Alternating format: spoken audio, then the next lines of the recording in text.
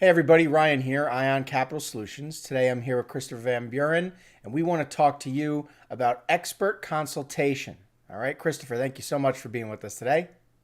Thank you. Good to be here. Terrific, terrific. So, what the heck am I talking about? Expert consultation. Well, there's far too many salespeople out there in the marketplace that are essentially focusing on niche salesmanship, right? Just trying to sell the particular product, its rate, its term, right? Its function, whatever it is. And the problem with that methodology is you sound like everybody else. Many loan brokers sign up with the same lenders, offer pretty much the same products or have similar terms, bells and whistles around them, whatever it is. It's not about selling the product.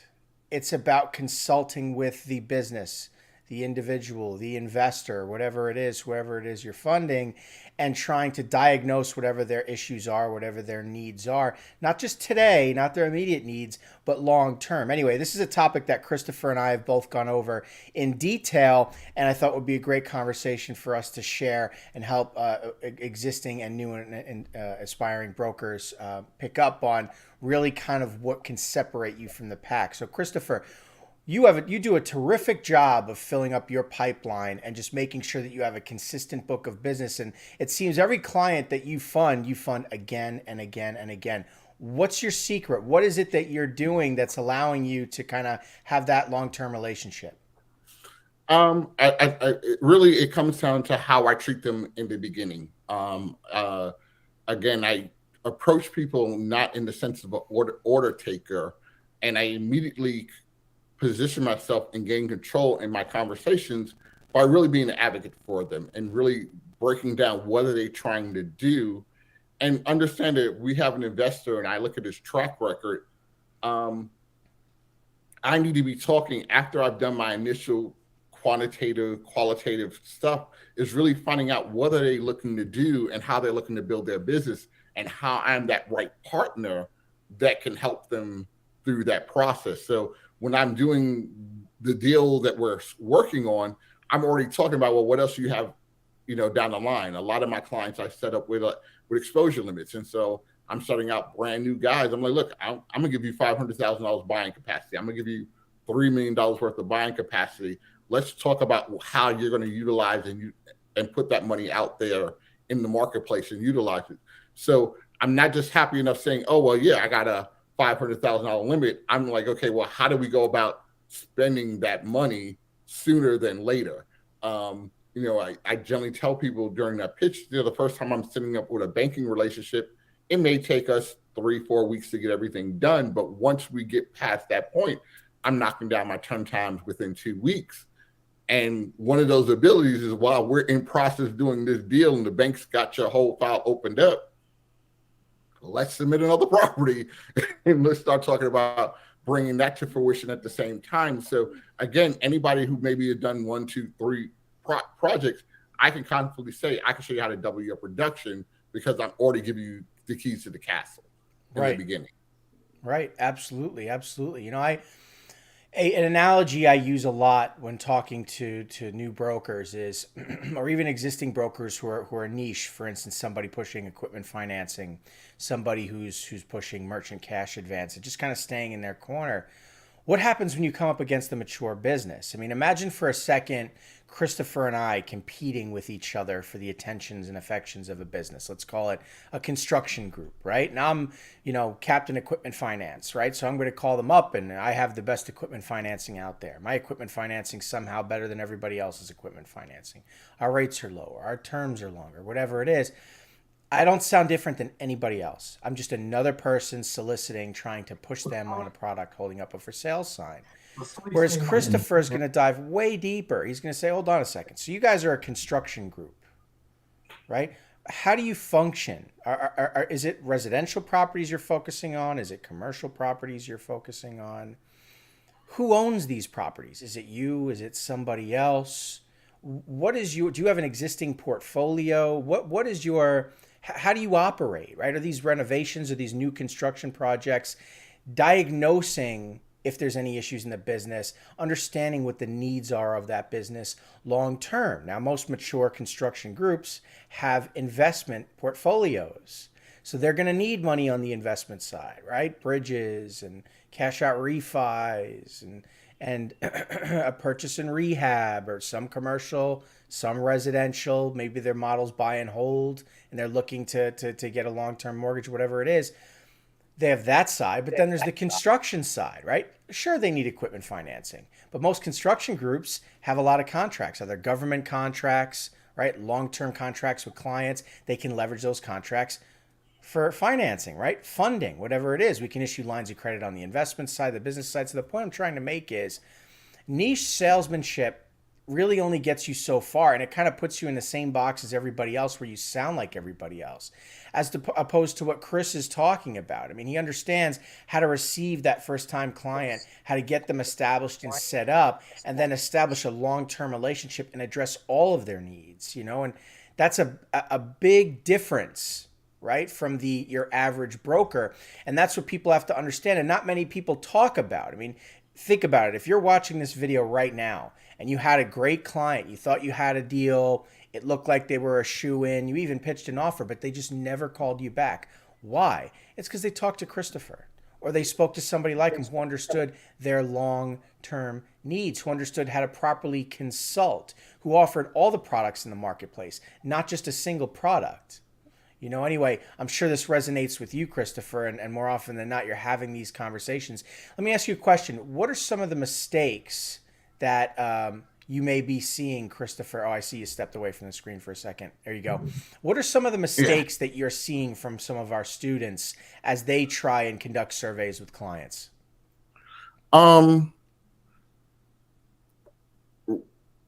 One to be information overload. I think for new affiliates, they're thinking they need to sell everything, say everything, and really maybe don't take the time to really understand the person on a personal level. There's products and services, there's different cars, there's different things, but we go with, and it sounds cliche, but we go with people who we know, like, and feel comfortable with. And so it's just as important to have your, get down to business questions, but understanding the person, understanding their marketplace goes, a long way. I'll say I was on a follow-up call. Somebody sent on the email, funny story. I talked to her a couple of weeks ago. She remembered me. She's like, hey, I got some stuff closing. I remember our conversation was great. I really want to, increase my capacity because we talked about exposure limits. And then I was like, well, okay, so refresh me what areas she's into. And she happened to be in an area where I've helped quite a number of people in that area. And I name dropped someone who I'm associated with. And she's like, oh yeah, me and that person had this kind of great relationship. And the funny thing is, she was talking about a Christopher, but she didn't realize that it was me. So again, it's one of those things where, one, I'm looking at blessings twofold. Is that, one, I have people in the industry that have worked with me that are out in the streets working with people on a day-to-day basis, following my name up. But in two, because of my follow-up, because of, it wasn't about me closing her that day. It was like, all right, let me provide you the information. Let me give you kind of a funding plan, a blueprint of sort of what we could do. That now that she's ready to put stuff together, she's like, yes, send me your paperwork. Like, I was like, yeah, let's start putting together your paperwork. Let's get yourself prepared so we can jump up into this. So it's that relationship. I realize, if anybody's seen any of my old videos that I'm in, I always say I'm here for the long term. This is what I do. This isn't something, I'm going to try, and give up tomorrow. No, I'm invested in the success of the people I work with. Both affiliates, investors, whoever. We're a team, and if you come off that way with your people, you will build your team of people. You want to have it where I haven't sold real estate in 15, 20 years, but I still have clients that can call me today and be like, hey, I had a question about X, Y, or Z. My life is changing. I'm looking for a second home, whatever it is. Again, being that trusted resource has provided me that opportunity that my book is ever expanding. When I look back at last year, it wasn't a matter that I had to get so many clients. It was, how did I get the most value out of the clients that I did come in and not lose them? I mean, even this morning, I got an email from a guy, literally, it's about a year since we did a deal. He's like, I just finished up my project. Oh, I do remember you said something about this exposure line that I have. Is that still good? Well, sure it is. And again, it was the little follow up here and there, the conversation, guiding them through the experience, good, bad, or indifferent, just being that resource has been the key to how I'm going to grow my business and continue to grow my business. It's like, Right. I want to build my business on the referral of the next person and supplement it with other marketing strategies. I don't put all my eggs in one basket. I have learned that being in business, one basket, when it breaks, at least you would scramble eggs. Yeah. Absolutely. So, Absolutely. so Yeah. I do try to diversify, but again, being in those different areas, it's like, yes, I still have to make new contacts on my own that are cold, but I do a really good job on warmer contacts. I understand, like, hey, I'll spend the time to warm up a group, isolate that group, and then focus in on them, give them the attention they need. When a deal goes, if there's a problem with the deal, being accountable. People appreciate that. The extra phone call, the extra email, I ain't got good news, but I'm gonna tell you how it is type scenarios. Those are all the keys that kind of build you out and make you an asset for someone long term and not an order taker. I want to be rememberable. I don't want to feel like, it's Chipotle, give me the number 4. Right. 100%. 100%. Yeah. And I think many people in this space, or just in sales in general, sort of miss that aspect of it. I mean, it's about being a wealth of knowledge, right? And somebody who leverages their experience, right? And about being a part of somebody's network and a go-to when you have a question about a particular part of the industry, right? A necessary part that individual needs. That's what people are looking for in sales. There's no such thing as a product, no matter what you're in. It's about the individual, the person. Does that person bring value, right? Is that value what I need to take my business to the next level kind of thing? And as you can see, Christopher does a terrific job of doing that, so much so that years pass by and people will still call him up and ask him because they know he's a source of that information. And it's funny, with the approach you have, Christopher, you're creating this sense of urgency, but the urgency isn't, we have to do a deal right now. We have to do it right now. You have to buy. That's not the urgency. The urgency is, hey man, I'm a choo-choo train. And with or without you, train's leaving the station, right? I'm doing business all day long, every day. When you're ready to board, you let me know, here's your ticket, next. And you keep moving. And every so often, sure, you shoot out an email, whatever it is, you let them know, you remind them, whatever it is. But people who are out there waving a for sale flag, trying to push a particular product and sell, the second a client says to you, oh, what's your rate? What's your term? And you start jumping into that conversation, you're done. You're finished. You sound like everybody else. Just like Christopher said a moment ago, sometimes you have to have that hard conversation. You have to set somebody straight. Say, that's not how it works. For instance, when somebody says to the two of us, what's your rate? What's your term? Why should I work with you instead of somebody else? And tries to, put their broker cap on for a minute, even though they're a borrower. We quickly explain our value to them. Like, listen, we need to understand how your business model operates. In order for me to help you, you need to help me. Okay. I need you to answer questions so that we can diagnose the issue. We can see what you qualify for. Here at Ion Capital Solutions, we represent the top lenders in the real estate investment and business funding marketplace. Public and private banks, virtually every product out there. What it comes down to is, what are your qualifications as a borrower? Is the deal even doable? Is the asset resellable? Or is the asset something that anybody's willing to invest in, right? Or provide coverage for? We have no idea. We don't even know who you are, how you operate. So how could we possibly give you a rate, a term? We can't. So we need to have a proper discussion here. And if you're not willing to have that discussion, well, good luck to you. And next, because somebody else is going to be willing to have that conversation, to provide those answers. And what that does is position us as the leader, right? And then it comes down to, listen, the value of what we can provide to you is a quote for free within 24 hours without pulling your credit to let you know what's available to you in the nationwide marketplace. Not a problem, but we need information. So how do you operate? And then through that conversation, we're understanding how that business functions, what their past borrowing habits are, right? What their current needs are.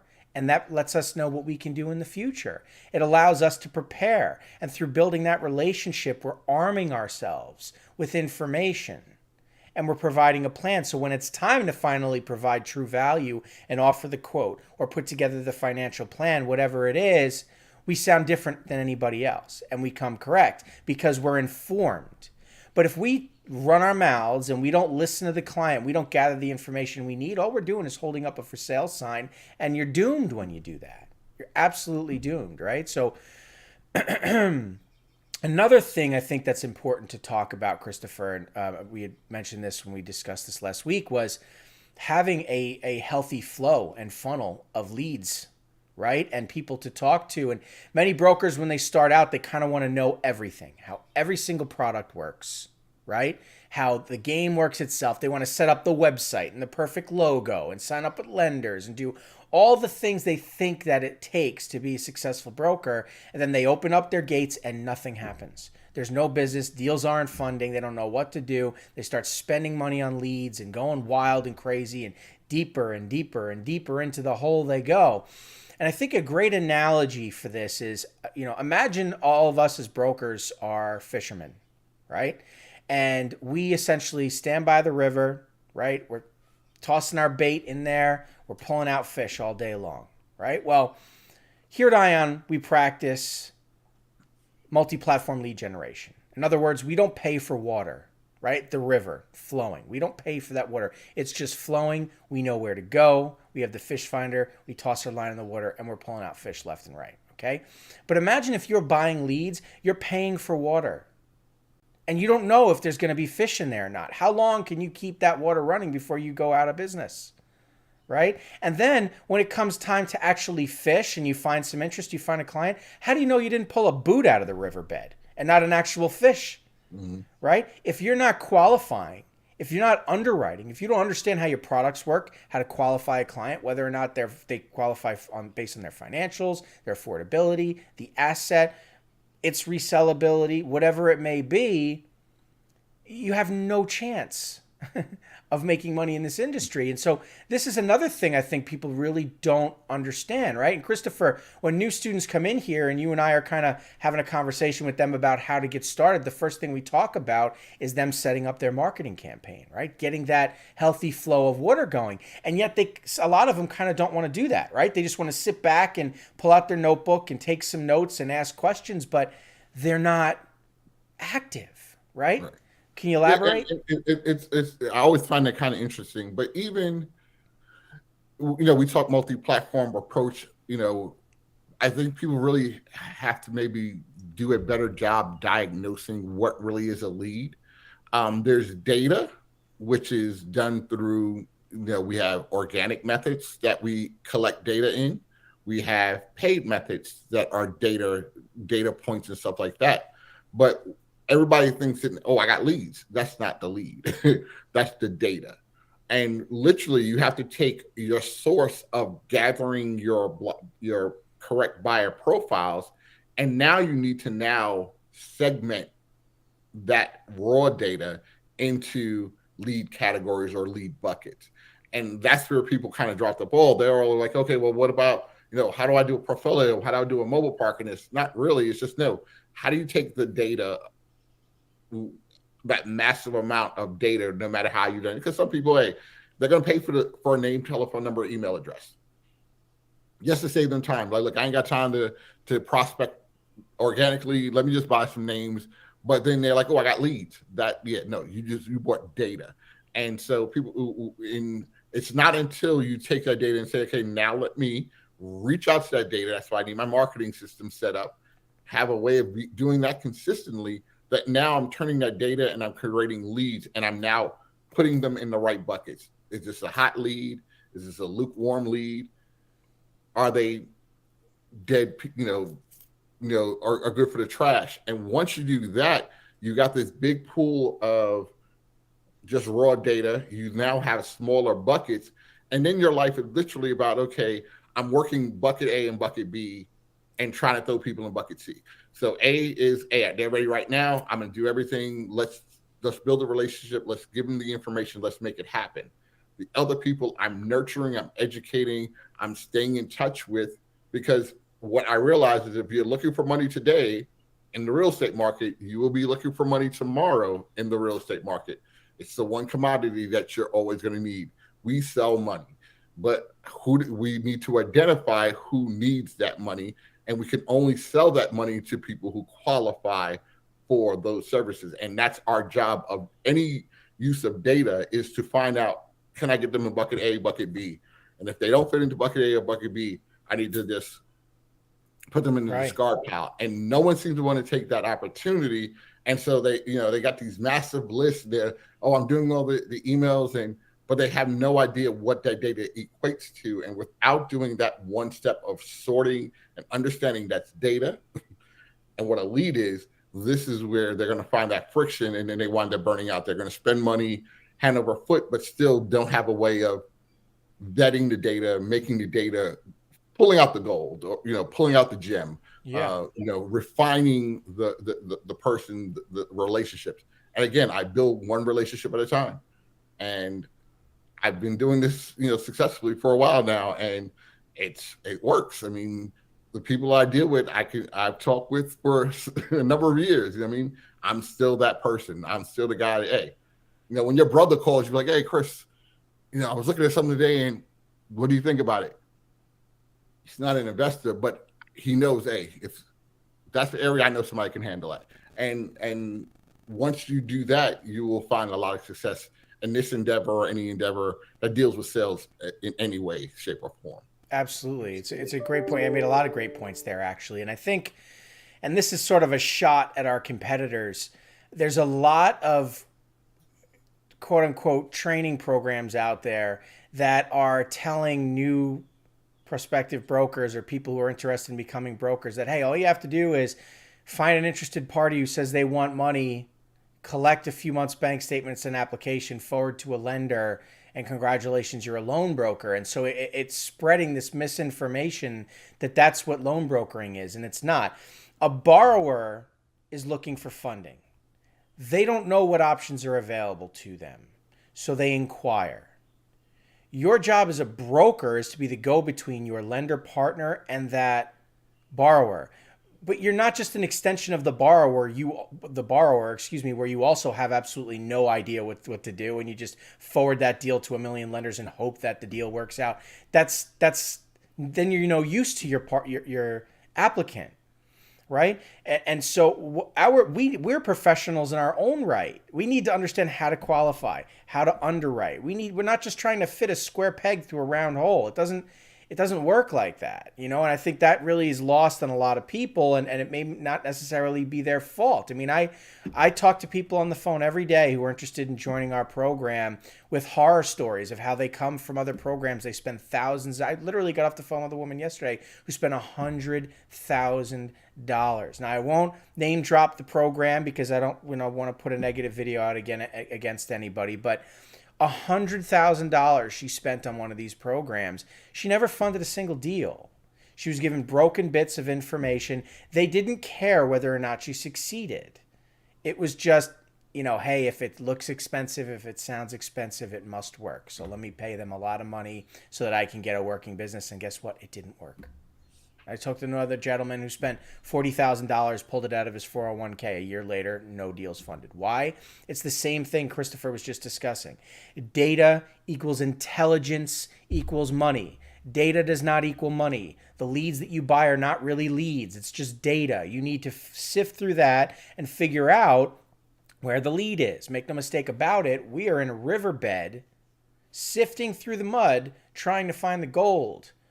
Right? We need to understand our function, our process. And if we're not educated on how to properly qualify clients for a variety of products, whether they're unsecured, if they are secured, what kind of an asset they're secured to, is it real estate, is it equipment, is it a vehicle, what type of assets you can even utilize to secure a loan, right? Are you even aware? It comes down to resellability. Can that asset, in the case of default, be resold? On a cash flow side, is there affordability, right? If we're looking to purchase a piece of real estate, does the property line up? Is it stuck in forbearance? Is there a pattern of vacancy? Is there a default in the past? Is it highly rural? Is it a deal on wheels? There's just all these little nuances, these things that you learn through experience. But if you're not aware of these things and you just find any old person who wants money and just forward to the lender, it's just not going to happen. It's not going to work out. And Christopher keeps mentioning that he has past clients that will follow up with him and continue to reach out. And that's where his repeat business is coming from. Stop and think. If Christopher didn't spend time properly educating his clients and providing value and insight into the industry and helping them understand the process correctly, if he didn't, they would never come back to him. If he was just taking their information and firing off to lenders and they're getting inquiry after inquiry on their credit and they're not getting the help they need, why would they ever call Christopher back? And where is the long-term model with that kind of mindset? There is none. You're just always going to be in a position of chasing down new business instead of rolling through that Rolodex. You know, I mean, how many of us in sales see that old guy on the sales floor who looks like he's been doing this for 50 years. And all the young guys are pounding the phones and they're freaking out and they're running around. You got that guy who's just sitting back, flipping through his Rolodex. Why? Because he spent 20, 30 years developing healthy relationships and networks of people that he works with. And he's that expert, and that's all he needs to do business. He doesn't need new business because he's got plenty of business already. That's the kind of mindset that Christopher has. He learned that. And so that's what we're trying to share with all of you today, right? Is essentially how do you position yourself in the marketplace, right? What should you be focusing on, right? What are the important bits of being a business loan broker when it comes to having a healthy funnel and converting that data? And there's obviously a lot more to this, but this is the conversation. These are the thoughts any person in loan brokering, whether you're experienced but struggling or you're doing this for the first time, this is where your head should be. Not trying to build a business, not trying to buy leads, you don't want to start. Imagine if we're on a line, right, about to begin a race. And before you start the race, you're going to dig yourself into a 6-foot hole. That's what you're doing when you start spending all this money on stuff you don't need. Instead of just right from the beginning, just start running. You got to get out there in the marketplace. Leverage experience, mentorship. You can do that here at Ion, or you can go take a job in the industry. Either way, that's much better than trying to just build your own business without any experience at all. Do you agree, Christopher? Oh, for sure. So many things sound good. I mean, the bells, the whistles, the zeros, the commas, the life freedom. There is freedom. I am free to do things, but it still requires work. Freedom and work kind of have to go hand in hand. I do have the ability to dictate my schedule, but if I'm not feeding and doing my processes and have my processes in place, I will become stagnant. I tell people, new or old, anybody can potentially get lucky, hit a phone call, and get that first deal and like, boom, I made some money. But as soon as that money is spent, they're lost in the wilderness again because they weren't doing the repeatable actions that they need to take on daily. That brings the book in. To me, like when I close, like everybody hears me when I talk about I close, I'm like, dang, I need new deals to replace. If I close 2, I need 4 more deals. I close 4, I need 8 more deals because even the truth is, even when I have a pipeline, I can say at the end of the year, I had a quite significant pipeline, but life being what it is, Murphy jumped in and, he put some kibosh on a couple of those deals, but it didn't stop me from still generating income because I had my pipeline full. And so I constantly understand it's like I'm invested in my person's success. I'm not vested in the individual outcome of every particular transaction because I have to understand that some deals, no matter what the intentions are, can go sideways or will prolong for reasons that are out of our control. There's a zoning issue that only happens to be this one property in this one area, and anybody who's familiar with permits or something like that, asking the city to get you some answers on anything is a drawn out process, but you have to be accountable to your lender, keep your lender involved, keep your client engaged, keep the sales attorney. We're all in it collectively to make things happen, and we're not coming up with issues to make them issues, but it's that constant stream of communication. So, long term, that's what's been beneficial. It's having the processes in place, keeping the pipeline active, being accountable, reaching out, being a person. At the end of the day, when a person calls up their physician, their doctor, or they want someone who they can speak with, has an understanding of who they are as a person, an individual, what their problems are, and help them walk through. And that's what we do here at ION. We can walk you through the process, but you have to have something to diagnose. We give you a lot of tools, but if you just sit there and be like, oh, well, what do I do next? If you didn't get out in the dirt and start panhandling, you'll never get gold in your plate. And that would be the one critique I would give anybody. It's like, be willing to jump in, be willing to get wet, be willing to do it. What you're able to leverage here at ION is the fact that you're already working with people who are doing it, and they do it every day. And so you can speak to someone with the success that you're leveraging our success. But look, I don't have to have all the answers, but I got a guy that's going to definitely make sure this is the right deal for you. I just got to get y'all guys together, and we're going to rock and roll. And so, but you have to just be willing to just be there for people. This is a service industry. This is a people's industry. And as long as you're putting people first, it's not about the lead or where you got it from. It's a person. I know my people by the person they are. The phone call, they're in my personal phone where, hey, I can reach out to them. Like if I see their call, as long as it's during respectful hours, they're going to get a response back from me. And if you follow those types of steps and work the business that way, you will attract more business to you. Absolutely. And that's the thing. We attract. This is an attraction business. It's like, okay, if I helped you, there's nothing for you to call back later and be like, okay, well, who else do you know in the area? Right. What's next on deck? Simple questions. Say, and a couple of notes here and there, and it's like, hey, they're like, wow, you remember that? Yes, I remember that. Yeah. And we build and grow together. So that's kind of my 2 cents on it. My outlook on the industry as a whole.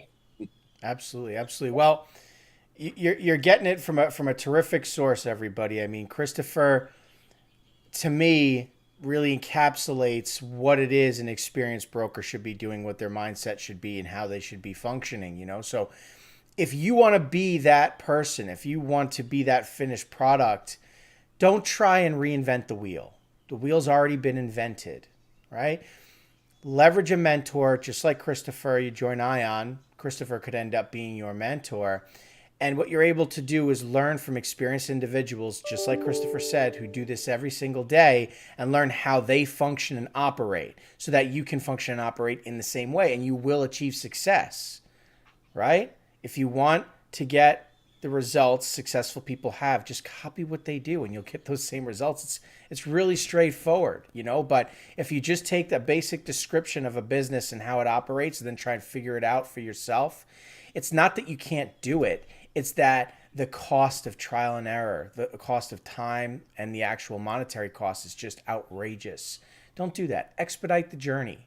Okay? You can do that here at ION. Anyway, Christopher, thank you very much for taking time out of your day to work on this stuff with me today. I hope there's value here for anybody watching. And if you're interested in learning more about ION Capital Solutions, you want to have a chat with us, all you have to do is click the links in the description, reach out, and we'll hop on a call. All right? That'll do it for me. Christopher, thank you so much. Appreciate it, brother. All right. We'll see you, everybody. Take care.